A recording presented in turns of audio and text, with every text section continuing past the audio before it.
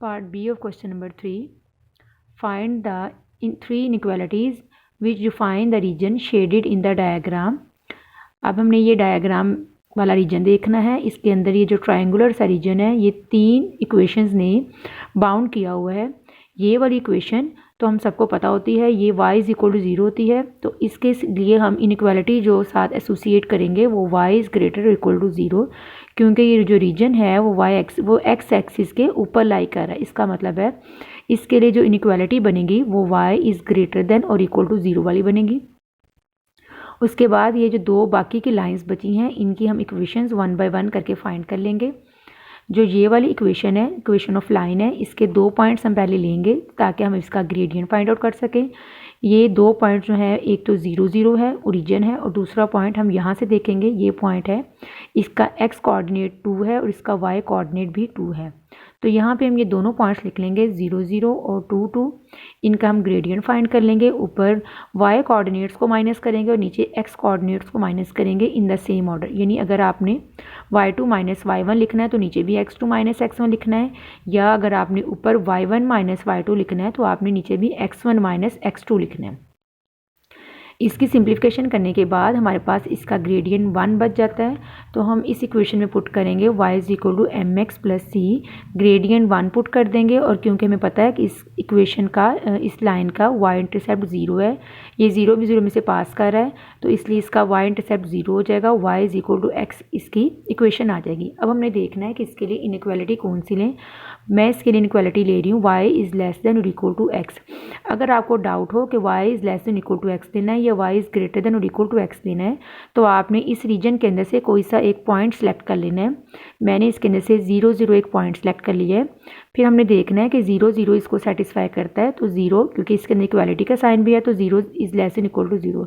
तो इस केस में तो 0 0 का इतना हेल्पफुल नहीं रहा, क्योंकि अगर ग्रेटर देन इक्वल टू 0 करें तब भी ये सेटिस्फाई आएगा। इसके अलावा मैं कोई और पॉइंट इसमें चेक कर लेती हूँ। जैसे कि ये एक पॉइंट है 3 0, तो इसको अगर हम इसके अंदर पुट करें, 0 इस साइड पर आएगा और 3 इस साइड पर आएगा। तो इसका मतलब है y इज़ ग्रेटर देन और equal to 3, 0 is greater than equal to 3, मतलब y इज़ लेस देन और equal to x। y is less than और equal to x means 0 is less than equal to 3।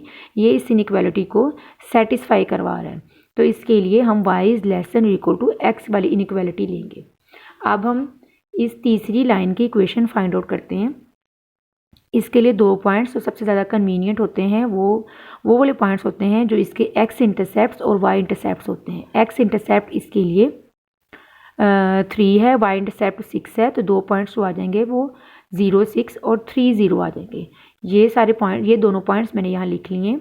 इनकी help से हम gradient find out कर लेंगे। Gradient find out करने के लिए वही formula y2 minus y1 over x2 minus x1 which is equal to 6 minus 0 over 0 minus 3। इसकी जो कैलकुलेशन है वो सिंप्लीफाई होके -2 आ जाएगी। इसके लिए इक्वेशन लिख लेंगे y is equal to minus 2x plus 6। अब मैंने इसके लिए इनइक्वालिटी ली है, क्योंकि ये जो लाइन है ये हमारी ये है और इसके इस साइड पर, मतलब इसका जो रीजन है वो इससे कम है, जो इसकी वैल्यूज़ है इस लाइन से कम वाले पार्ट में ये रीजन बाउंड कर रहा है।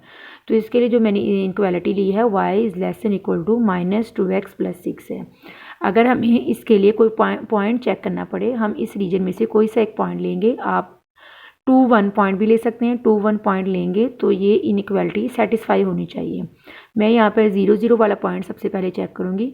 इसके लिए x और y को जब 0 और 0 पुट करेंगे तो 0 is less than equal to 6 आएगा, जिसका मतलब है कि ये इनइक्वालिटी इस रीजन के हिसाब से बिल्कुल ठीक है। तो हमारे पास जो 3 इनइक्वालिटीज़ आ जाएंगी वो एक y इज़ ग्रेटर देन और इक्वल टू 0 आएगी, और y is less than equal to x आएगी, और तीसरी y इज़ लेस देन और equal to minus 2x plus 6 आ जाएगी।